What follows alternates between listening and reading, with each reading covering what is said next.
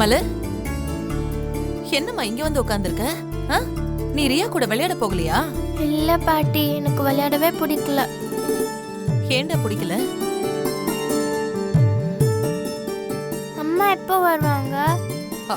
அம்மாவும் சித்துவும் ஏதோ ஒரு கிளைண்ட பார்க்க போறேன்னு சொன்னாங்க. வந்துருவாங்கடா. மலர், நீ ஏமா ஒரு மாதிரியா இருக்க?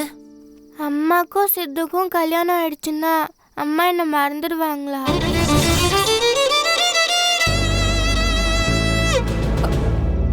அம்மா எப்படி உன்னை மறப்பாங்க?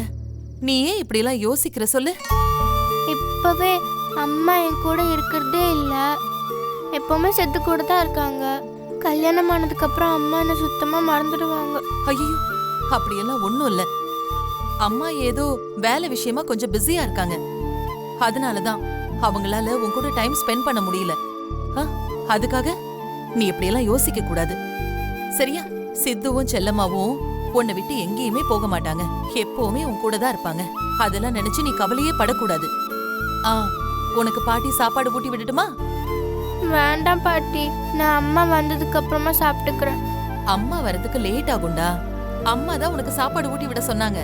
அம்மா எவ்வளவு லேட்டா வந்தாலும் அவங்க கிட்டயே சாப்பிட்டுக்கிறேன். எனக்கு சாப்பாடு வேண்டாம்.